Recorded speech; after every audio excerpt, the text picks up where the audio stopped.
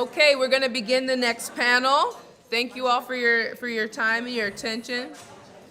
This panel is entitled Reproductive Justice, Sexuality, Black Health and Well-Being, Public Advocacy, and the Black Intellectual Heritage. We have with us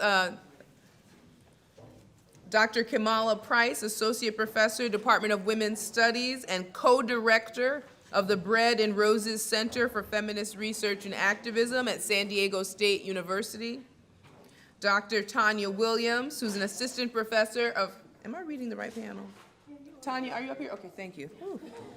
Dr. Tonya Williams, who's an assistant professor of political science in the Department of Social and Behavioral Sciences at Johnson C. Smith University.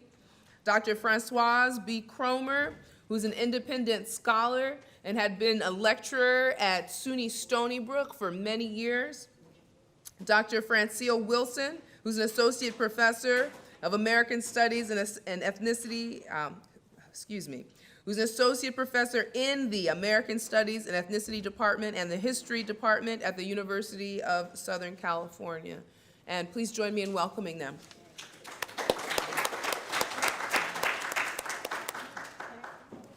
Okay, I need to stand up when I talk. I get a little animated, so sitting down and talking doesn't work for me.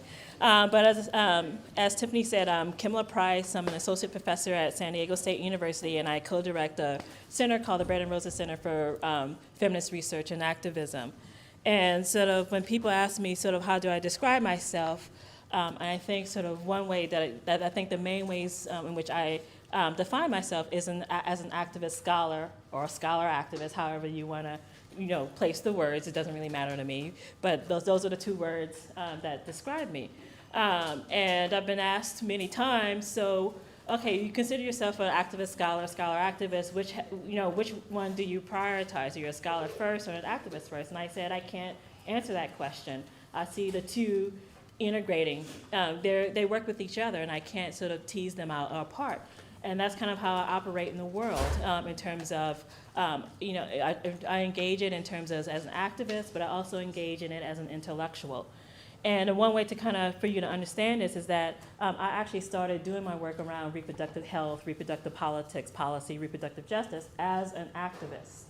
So you gotta remember, so I'm a black woman from a small town, Louisiana. Like many of us from Louisiana up in here. Thibodaux, Louisiana. For those of you who know, Thibodaux, Southeast Louisiana. All right. And I went to college at Tulane University in New Orleans, which is about 45 minutes away from where I grew up. I got a bachelor's degree in political science. And I did what I called my informal interdisciplinary minor, where I was taking classes in African American studies, women's studies, Latin American studies, and I took some sociology classes and social movements. And so I supplemented my poli-sci degree with that. And I also was very involved and active in student organizations on campus, one of them being ACT, the African American Congress of Tulane. Very active to the point where I was elected member of the year, my junior year. I mean, that's kind of how involved I was.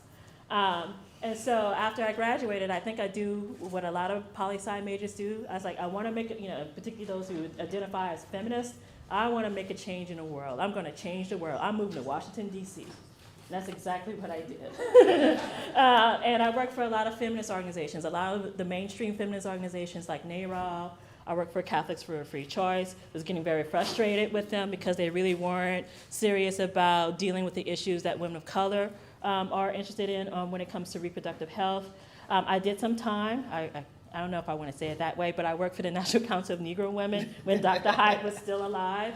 And that was also a challenge because dealing with the whole black respectability politics was an issue. And particularly when you're talking about sexuality and reproduction, it was a challenge. And so after a while in DC, so I did that for 4 years, but I was, missing intellectual work and research, and I wanted to do that. And so I wanted to go back to grad school, and I knew after I graduated, I knew when I was as an undergrad that I wanted to go to graduate school. So eventually I decided I want to get a PhD, decided to get into PhD in political science, and you probably wouldn't guess what university I ended up, probably the last place I probably should have thought about as a black feminist, but I went to Michigan. I got a PhD in political science from the University of Michigan. And I got a graduate certificate in women's studies. Thank goodness for women's studies there. But I also took classes in public health and public policy because I needed all that, those courses as well, because I couldn't get in the poli-sci department. There was a health politics class, but it had nothing to do with what I was interested in. So I had to go to public health. And so I did that. But the thing is, though, I never imagined that I was going to be in the academia. I wasn't planning to become a professor. I thought I was going to go get a PhD and then move back to DC and work for a think tank or NGO or something like that. But you know how things intervene. You get mentors and you got, professors telling you are a professor. And so I considered, so I went to the job market, and so I applied for academic positions, and I was looking at non-academic positions. I got a lot of interviews, but the thing is, though, in that first time I was on the job market, I got a lot of interviews with poli-sci departments, public policy schools, women's studies departments, and a few postdocs, but I was running into a lot of issues, particularly with the traditional poli-sci departments, because they were asking me, are you a scholar first, or you're an academic first, or you women's studies first, or you're poli-sci first, and there was always this issue of fit, because also a lot of what I do is not quantitative. And so I had a really tough time on the job market, even though I was getting a lot of hits and a lot of campus visits. I ended up doing a postdoc in Boston for a nonprofit independent research center that focuses on reproductive health policy and politics. And so I was out, so I was in a quasi-academic world for a while, but I had to re-strategize, and the next time I was on the job market, and I ended up at San Diego State, which was great, because I ended up in a position that really brings together all the things that I'm really interested in. And when I saw the title of the position they were advertising for, I was like, that's me. And even my advisor, my graduate advisor, all my other friends, oh my God, I'm sorry, I took up too much time. I ended up in this position at San Diego State called feminist, my position is feminist activism, policy, and social justice. So I was like, that is a sign. And so I've been there for a long time. And so my work focuses on reproductive politics and policy, reproductive justice, but my work is also very interpretive. I look at discourse, I look at language, I look at rhetoric, I look at narratives, because I say narratives is the way that we make sense of the world. Storytelling is the way that we make sense of the world. Even in politics and policy, that's how we make sense of the world. My work is intersectional because I'm like, you can't talk about these issues just looking at gender. You have to look at race, class, sexuality, and so forth. And my work is very interdisciplinary. As you can see, even in my graduate studies, I made sure to incorporate all that when I was studying. Next, the slide. And so I just want to highlight some of the work that I've done. So here I tailor two pills. This is my graduate dissertation work. Where, part of what I do as a scholar is I'm very interested in what's going on in the world, and I try to make sense of what's going on politically. And so around the time I was in graduate school, there was a lot of debate around mifepristone, which is the abortion pill, medication abortion, and emergency contraception, which is the morning after pill. And so there was a lot of controversy around this, particularly around conservatives, Republicans, the religious right, about having access to these two pills. But the thing is, though, particularly when we talk about reproductive health, usually is always the focus on the big majority white women's reproductive rights organizations. And so with this study, I made sure that I included the voices of women of color. And I interviewed representatives from women of color organizations and did archival work in terms of that to really understand what was going on in this case. And so I ended up not doing the book for this. I did a couple of articles around this just because at San Diego State, it's really hard to do books when you have a 3-3 teaching load. Even though you get course releases and whatnot, it's very difficult. So my strategy has been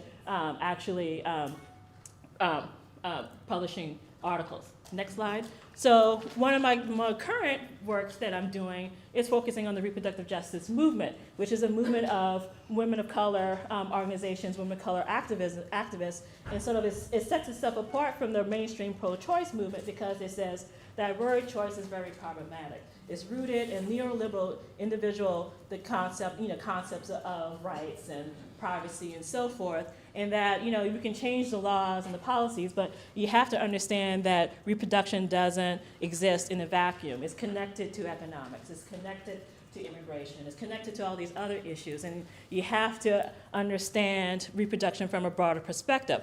Also, you have to be cognizant of the racial politics around reproduction. That you can't just talk about access to abortion. You have to talk about the history of forced sterilization.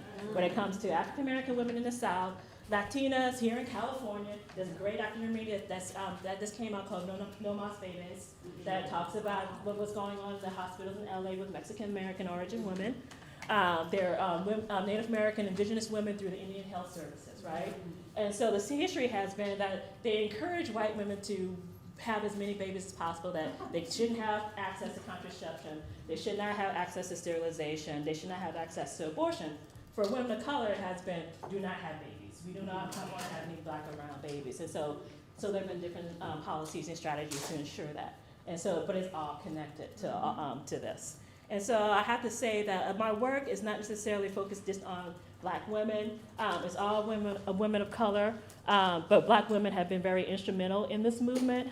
We've been leaders in this movement in terms as intellectuals, because you have like Dorothy Roberts, who's a feminist legal scholar, who's very instrumental in the reproductive justice movement, Angela Davis as well. But we also have activists like Loretta Ross, who is one of the founding mothers of the reproductive justice movement. You have all these great organizations that I have up here, the Black Women's Health Imperative, which was started by Billie Avery, who was a black woman who started family planning clinics and birthing centers in Florida during the 1970s and onwards. And so black women have been leaders in this movement. But also I look at this movement because it is about forming coalitions across differences. And we have to realize that women of color have differences in terms of race and ethnicity, in terms of class and so forth. So this is, to me, is a case study of how do you build intersectional political alliances across groups. Okay, I can't say more about that because we'll be running out of time. But the next slide is something, let's move on. Next slide. This is another piece of work that I've been starting to work on for the last few years. Also, I was trying to figure out what was going on. Some of you might be familiar with this, but there's been a campaign, an anti-abortion campaign that's been targeting black communities. It first started out in Atlanta with the first billboard that you see up here with black children are an endangered species. And then these other billboards that have come up, like the one all the way to the right was in New York City. Here was specifically came out of Chicago, really targeting. And so the argument is that abortion is a form of black genocide. And it's a campaign that's not just only by white pro-life anti-abortion groups, but it's also by black anti-abortion pro-life groups like the Radiance Foundation, which is run by a black man who was adopted by white parents. You can ask me about the politics around that because there's an interesting history around that. And so for me, because this campaign is so visual, I was like, I need to create a new methodology, a methodology that looks at visual analysis, but also treats visuals as a form of narrative.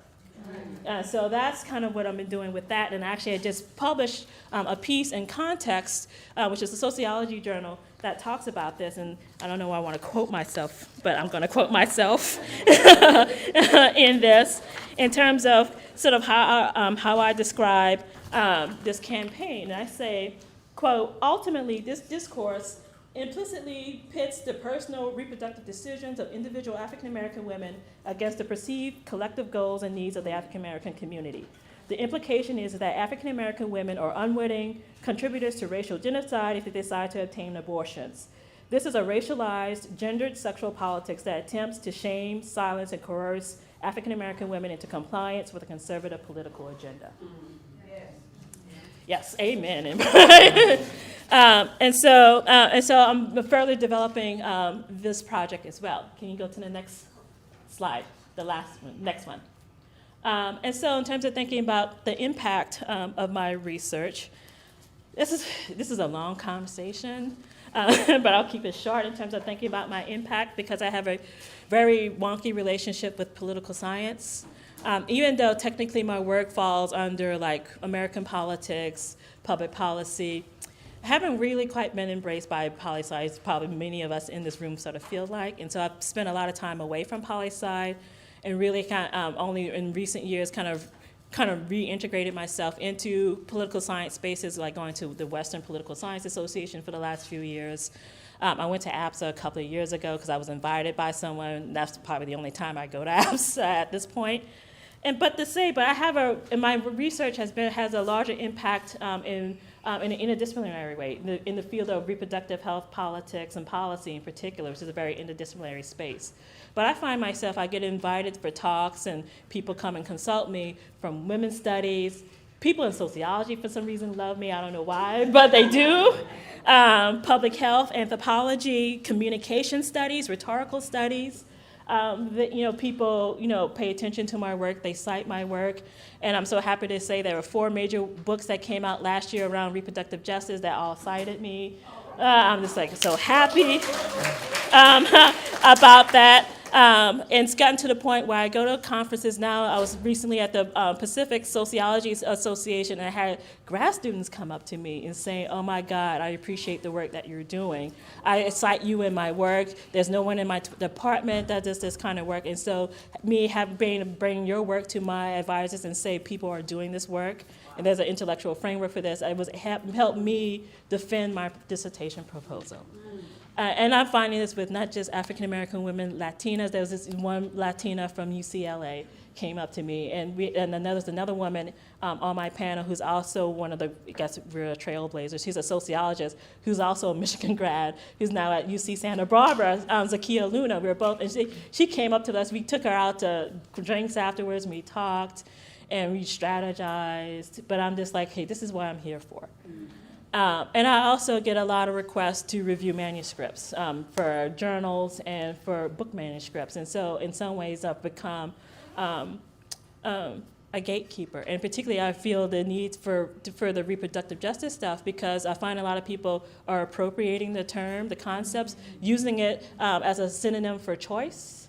And it's not the same thing. And so I give them a hard time in my reviews of this is not reproductive justice. If you want to consider this reproductive justice, this is what you need to do. And so that's kind of been my significance, my input. I don't know what else to say other than that. But thanks for having me here.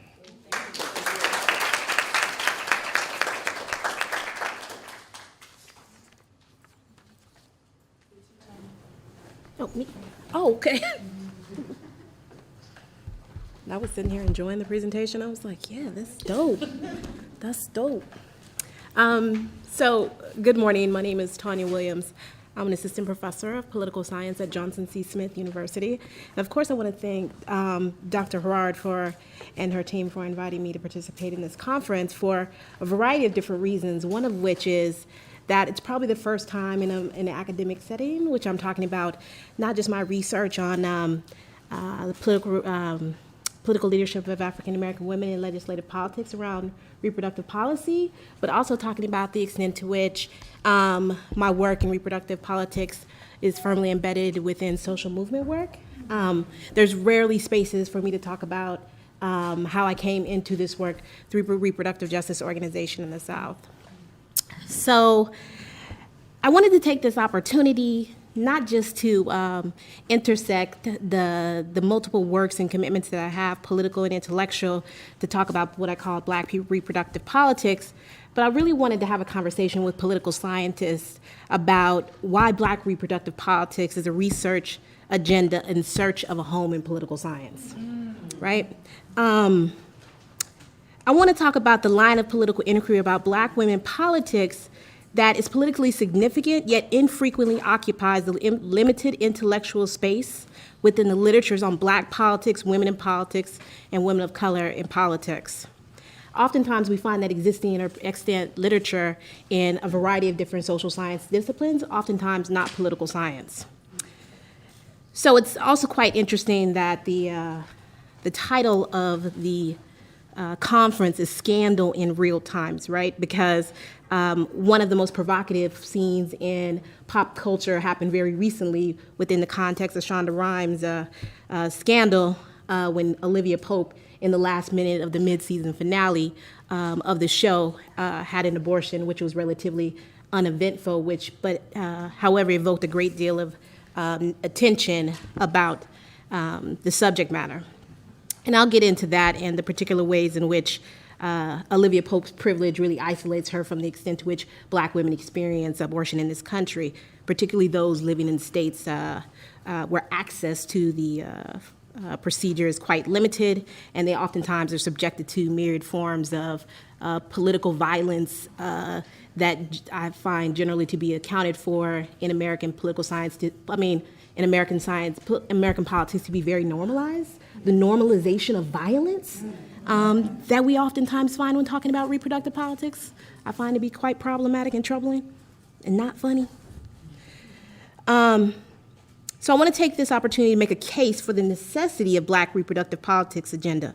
First, I'll provide a broad overview by what I mean, defining the scope of the domain of reproduction, social and biological. Then I want to map out the lines of inquiry treaded by political scientists while laying bare the discipline's general inattention to the subject.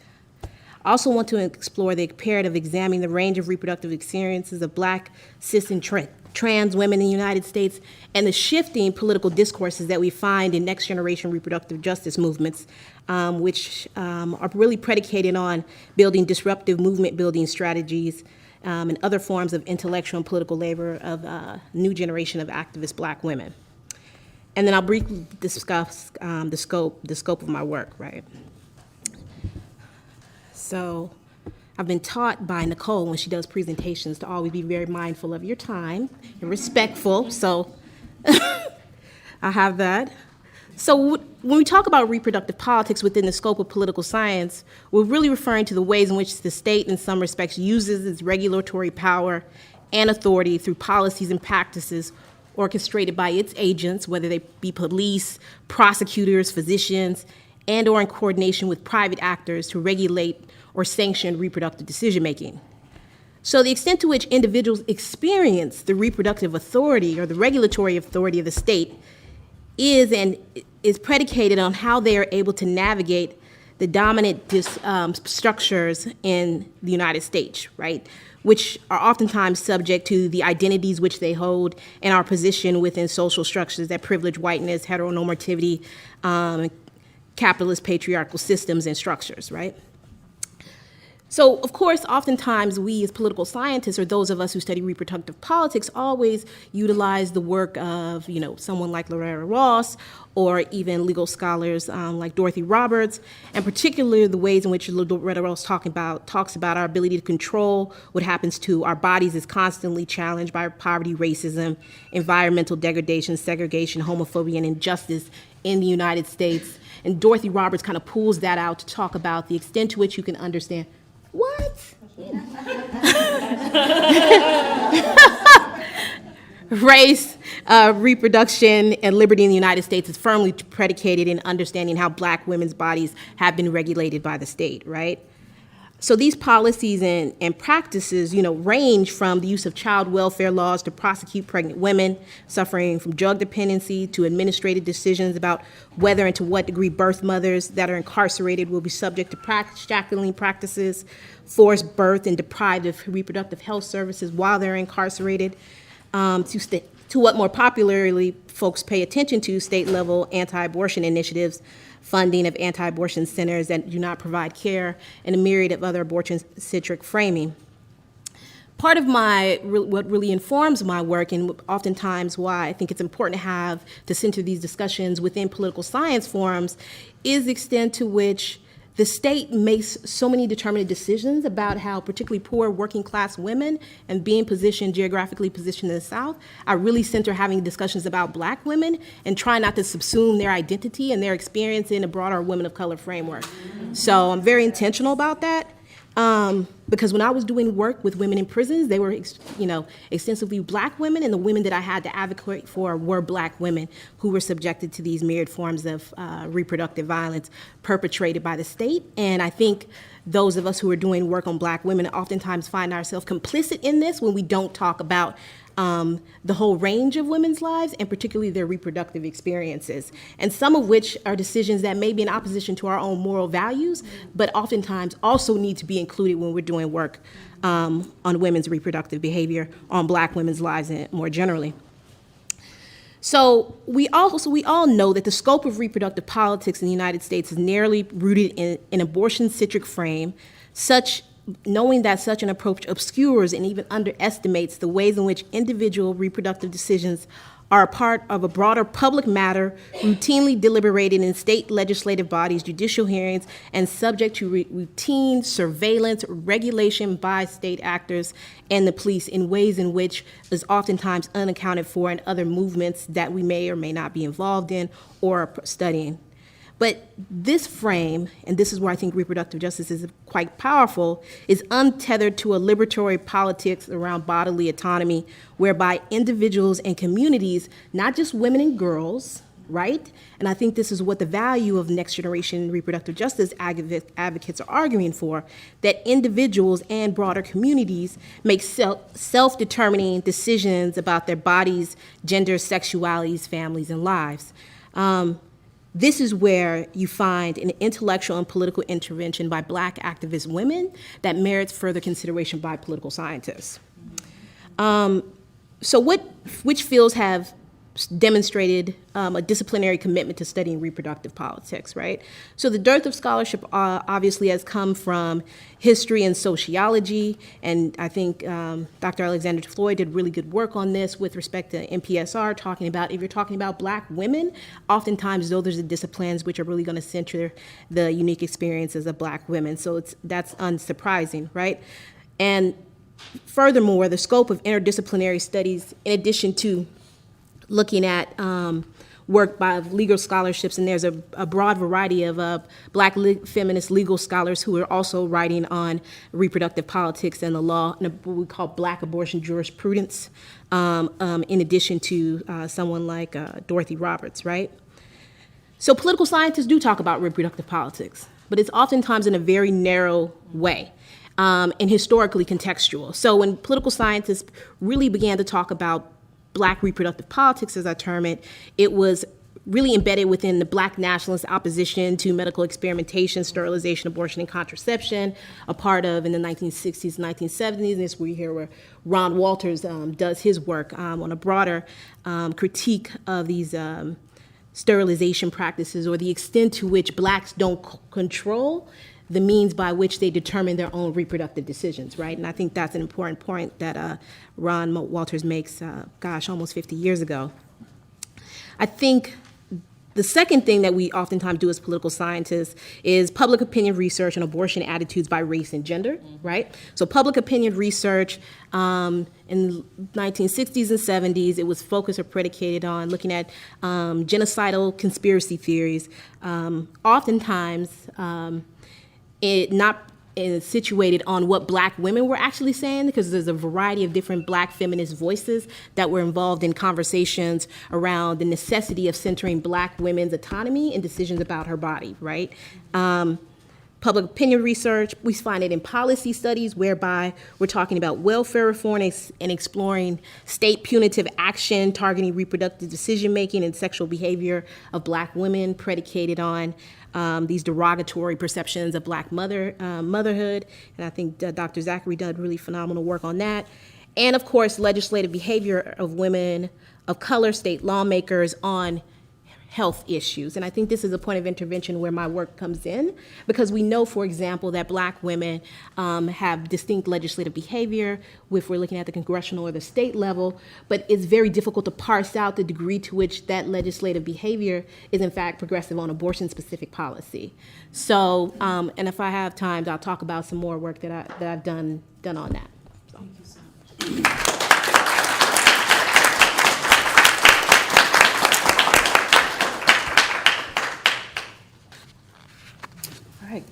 Good morning. Thank you, Tiffany, for just visualizing this national conference on Black women politics and oral history, to all the grad students and organizers who've worked with Tiffany and supported her to make this happen, and just to everyone for being here. I mean, I'm just so completely humbled to be a part of this, and to meet a lot of you scholars whose work has completely inspired me, and work that I quote and that I teach. And thank you very much. And to Nicole Alexander Floyd for the Association for the Study of Black Women in Politics. I mean, what everyone is doing is just so vitally important and just validates our existence and validates our, scholarship and our research interests. So just thank you. So I'm Francoise Cromer, and I received my master's and PhD in political science from UCSB in 2003, and I'll just jump right into the research. My first research project and book proposal focused on my dissertation, and my dissertation was a public policy analysis of Black women and breast cancer. And so how did I get this interest in Black women's politics and Black women's health? And my interest began with a story that my mom told me. I was never able to meet my grandmother, so I was like, what happened to grandma? And so she told me that her mother, my grandmother Mariola Matthews, died in 1944 when my mom was then 4 years old in labor. It was after she gave birth. She gave birth to my Aunt Annabelle, who was a breech baby, and as a result, she ended up bleeding to death. But what happened was, according to my mom, she was from rural Alabama outside of Montgomery. And she said back in that time, Black folks didn't go to hospitals, let alone have doctors. And she said that usually women, and especially the example of her mom, based on stories she was told by her dad, after giving birth in the morning, many of these women were back in the fields working in the afternoon, same day. And so on the day my Aunt Annabelle was born, the county doctor, who was a white male, was tending to a cow, giving birth to calves. And he chose to stay with the cow and not go check on my grandmother and her condition until the next day. And so she bled to death by then. And, according to my mom, his response was, this woman, this Black woman had already given birth to 7 children. So he didn't need to rush over there to see what was going on. So fast forward to when I was in graduate school, my mom was diagnosed with a tumor on one of her ovaries. And now this is New York, suburban New York, right outside of the city. She's a retired teacher now of over 30 years in the public school system. But I say that to say that she was a professional Black woman with a master's degree, with great health insurance, right? And who knew how to communicate with her doctor and ask questions. And she delayed this surgery for a long time because she wanted to see, she was told she had to have surgery to remove it. And she delayed the surgery because she wanted to meet her first grandchild. And, so eventually she consented to the surgery.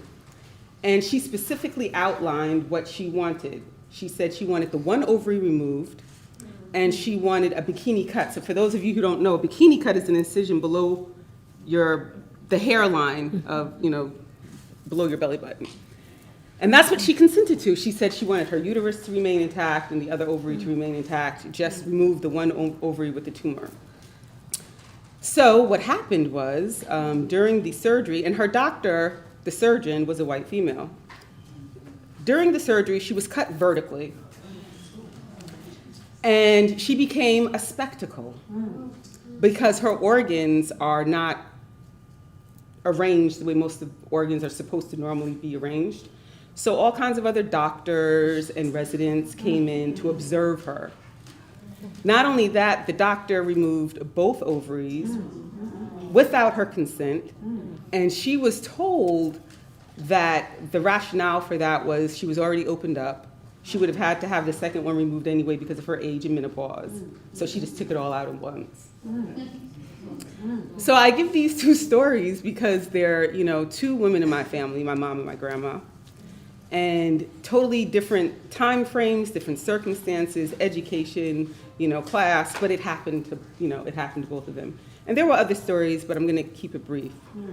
So I abbreviated these stories, but that explains how and why I became interested in researching Black women's health and politics.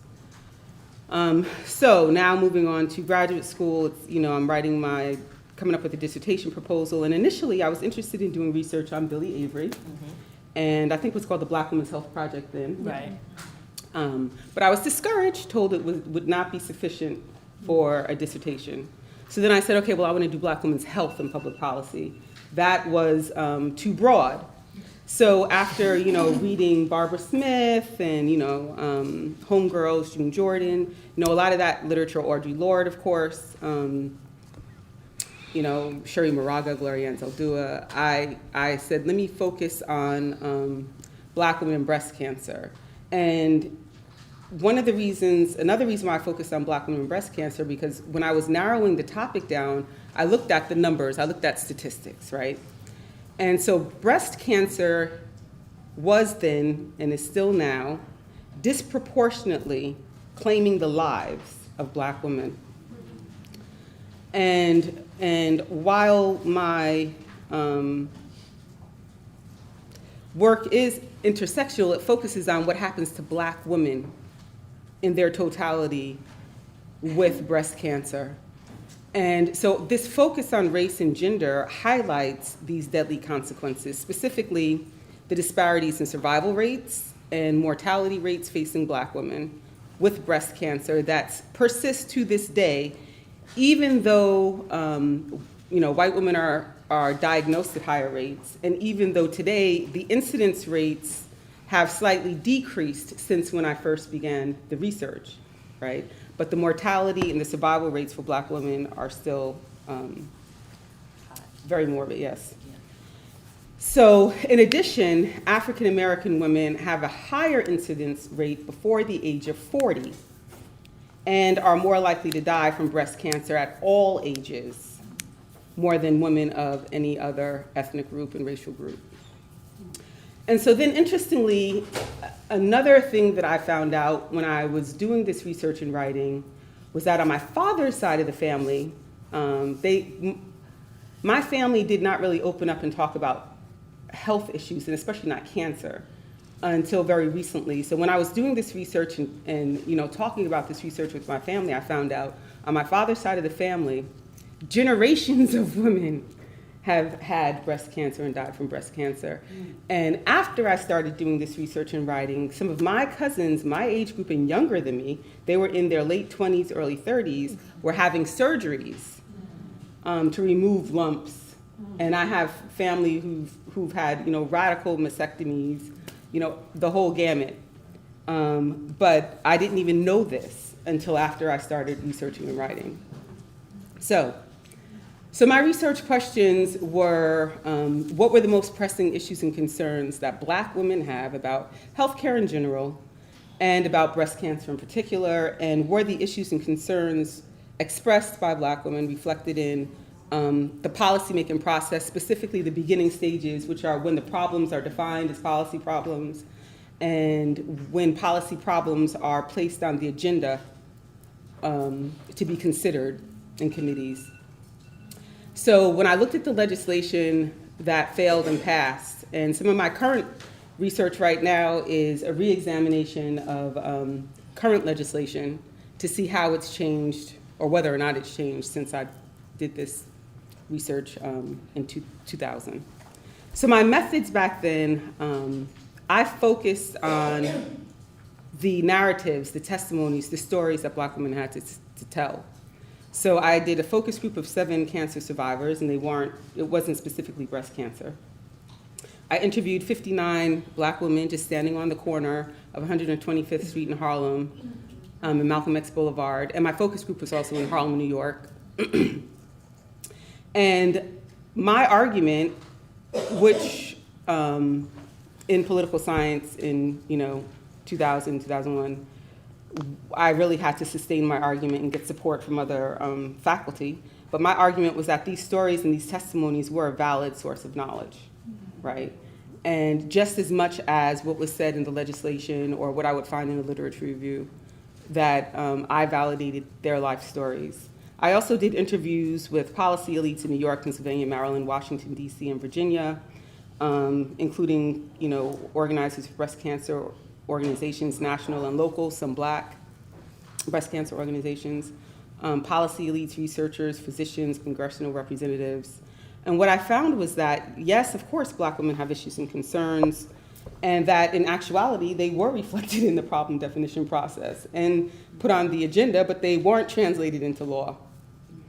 And at that time, there was no funding for research specifically on Black women and breast cancer. The rationale was that the Black population was only 14% of the total US population, so how could we justify federal appropriations towards research on this specific small group of women? But what I also found was in the policy and the congressional legislation that I looked at, where there was wording that said African American women, it was not,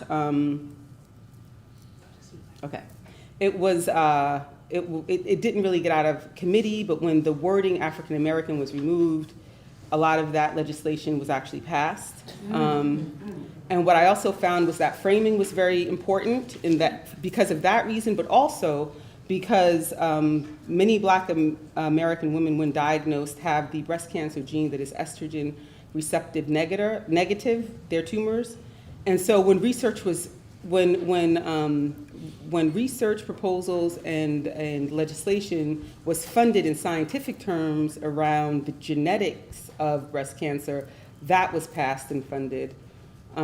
So 3 oppositional frames emerged from that research, and one was the distrust of the medical establishment.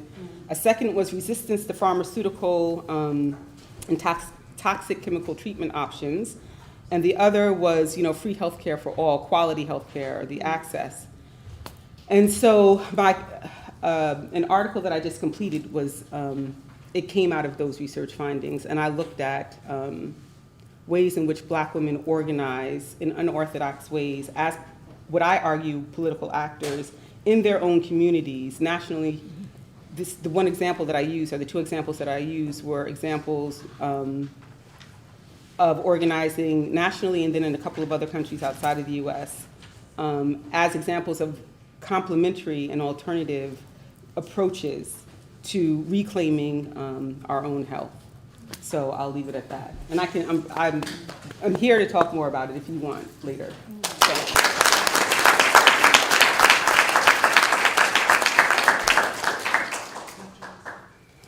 Thank you. I want to begin by echoing and amplifying all the heartfelt tributes to our organizers, Tiffany Willoughby-Herard and her amazing team of colleagues and students who have been so gracious, so generous, and so generative in organizing and putting on this important gathering, which has been punctuated with song, poetry, and important calls for self-care. I came here rather than hearing Judy Smith speak, who the model for Scandal, speak at commencement at USC. And I came here because I thought this would be a place of more healing for me. And I also came to give you greetings from the Association of Black Women Historians, of which I'm the current national director.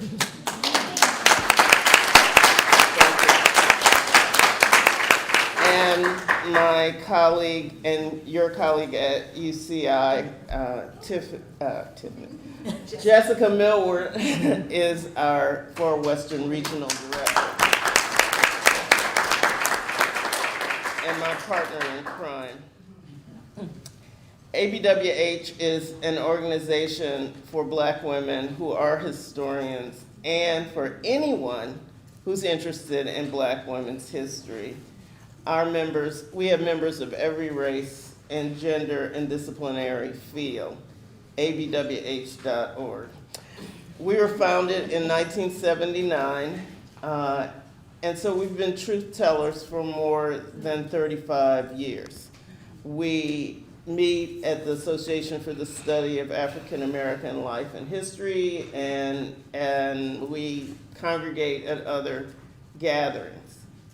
I'm a labor and intellectual historian who studies the world and works of Black social scientists, so maybe I'll be writing about you soon.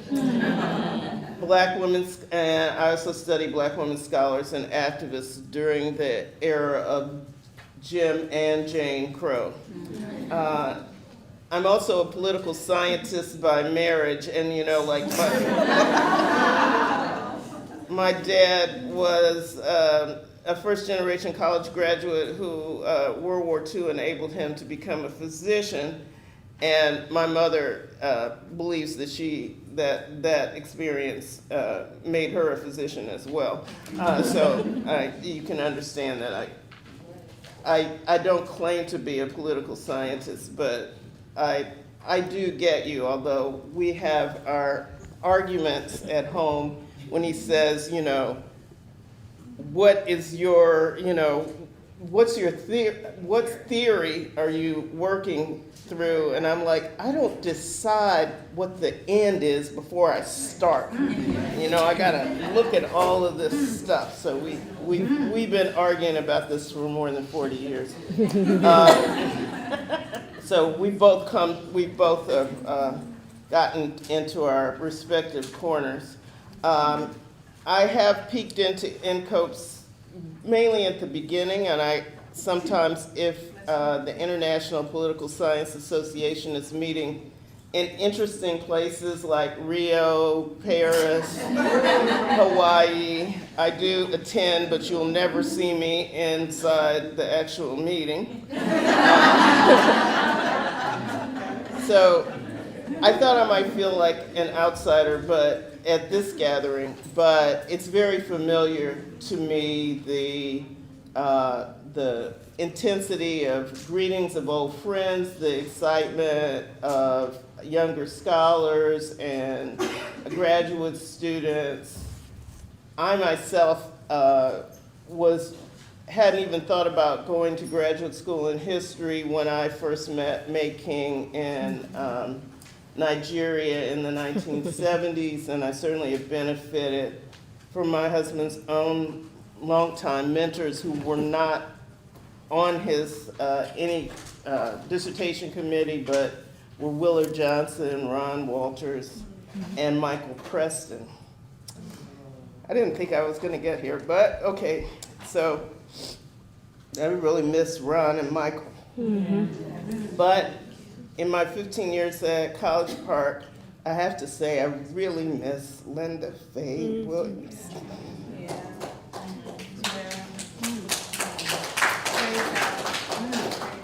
Linda was one of the smartest people I ever met. And she would, if she were here, she would have us cracking up with her sharp wit. Linda could say things that you would be like, I don't believe she just said that. Talking about speaking truth to power. There would be things that you would kind of think of a version of like 2 weeks later that you should have said to the person. But she also was a sharp intellectual critic that really did a lot of work on Black women as political actors. And I'm happy to be present at a gathering of her peoples, her students, and I've even met a few of her grand students, people who have been taught by her students. And so this is, I think, how we move our respective fields forward. I hope we can imagine some gatherings where we get Black women scholars across fields together to compare, to talk about our work, but also like to exchange syllabuses, to exchange reading lists, to get bibliographies. When I think about intersectionality in history, of course, we do read and use Kimberly Crenshaw, but we also use Evelyn Higginbotham, and not just for respectability politics, but for theoretical work. Elsa Barkley Brown, Darlene Clark Hine, and I could name others. These wonderful co-panelists that are here, I just want to urge them and everybody here to read Talitha LaFloria, a brilliant young scholar, book, Chained in Silence, Black Women in Convict Labor in the New South, where she argues that emancipation made Black women's maternity irrelevant to the profit system of the South.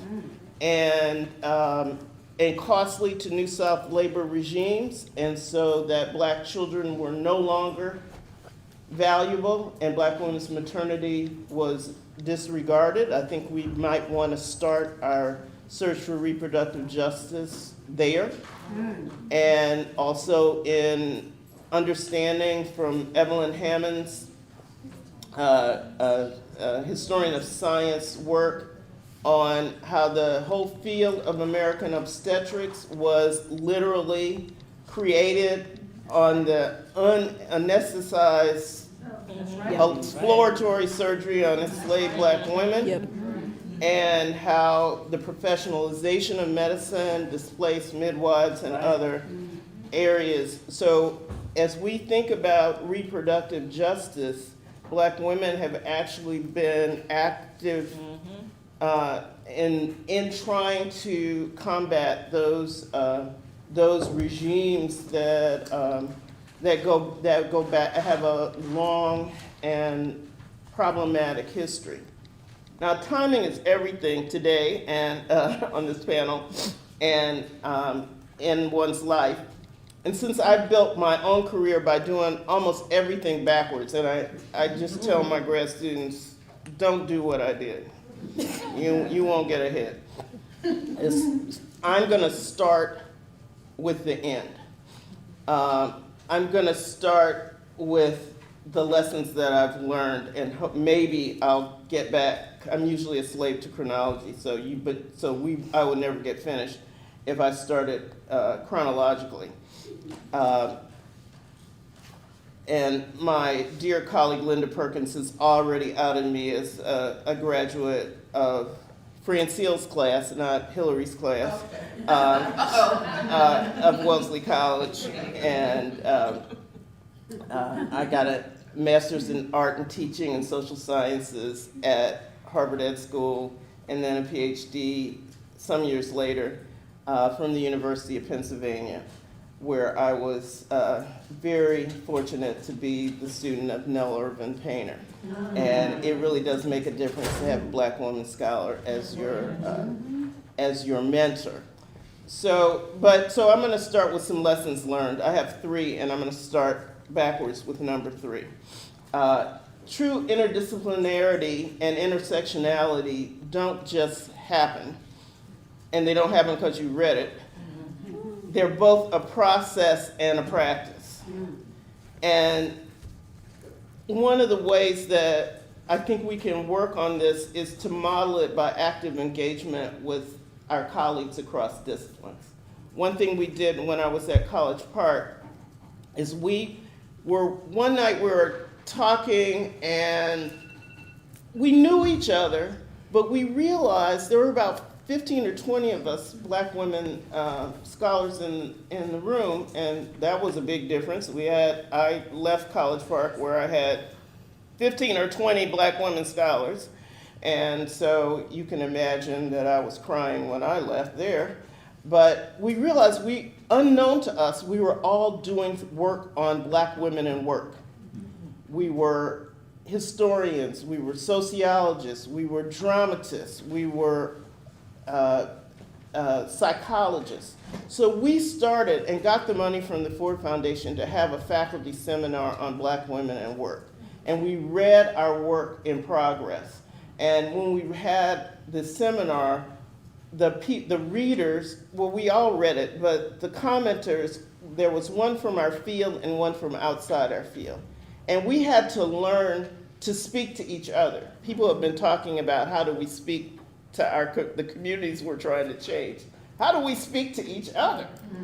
You know, we're in silos. We don't have the same lingo. And we had to learn how to make our work legible to each other.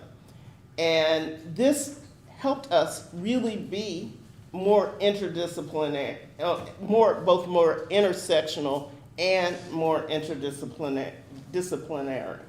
Also, College Park was unusual with people like Bonnie Thornton Dill, who had gotten the money before I got there to actually have seminars in the summer where you got paid to learn about curriculum and to do real curriculum transformation.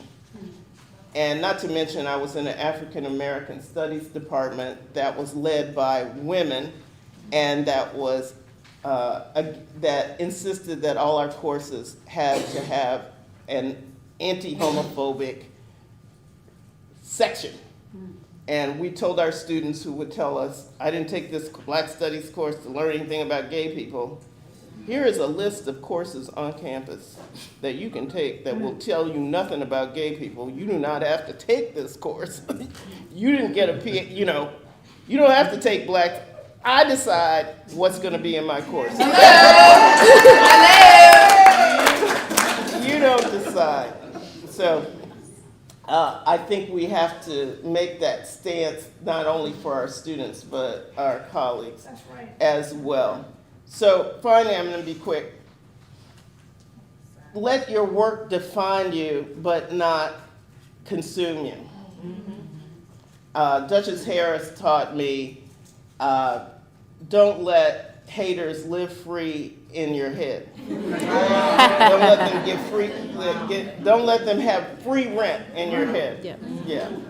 And in your writing, question every paradigm, every theory, every method, but not every time and all at once. And I was going to give a brief.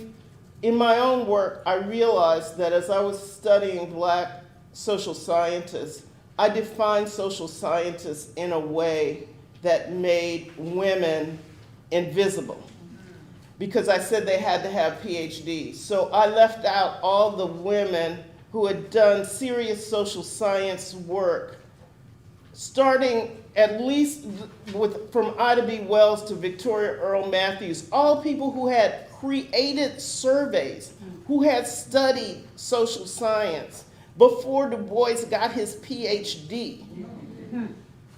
I had left them out because I was using the traditional methods of assuming of who was a social scientist, where they published.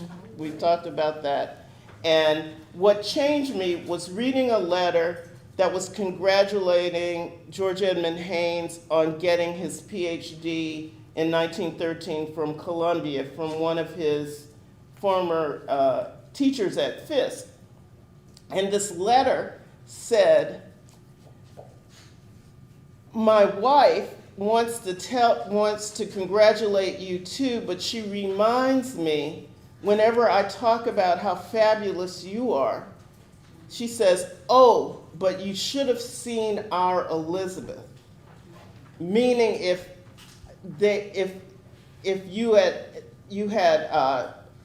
people had seen her, they wouldn't think you were all that.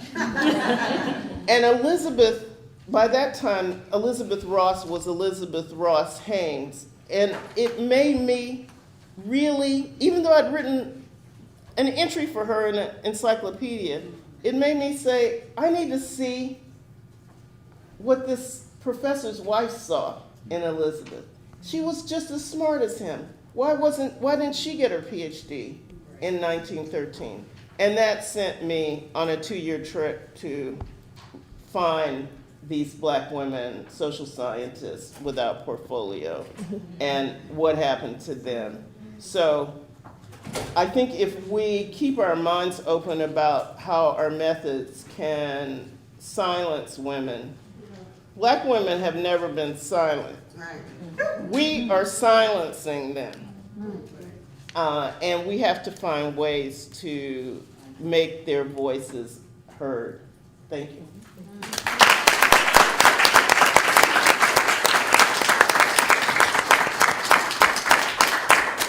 Dr. Wilson, it really bears noting that your support and your endorsement, bringing the whole other associational life of Black women historians here is so important for us. Intellectually, it's important because the kind of work that you did in Segregated Scholars is such a reflection on the capacity, even, you're talking about, charging us to do even more, right? But the work that you do there, to me, it spoke to me so early as a young scholar about how we pay attention to the Black reproductive.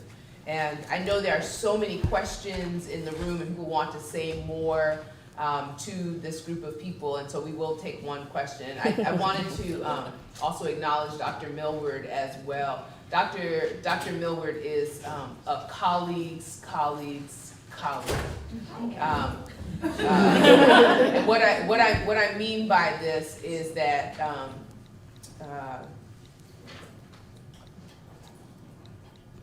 Dr. Millward stood up for me here to make this thing happen.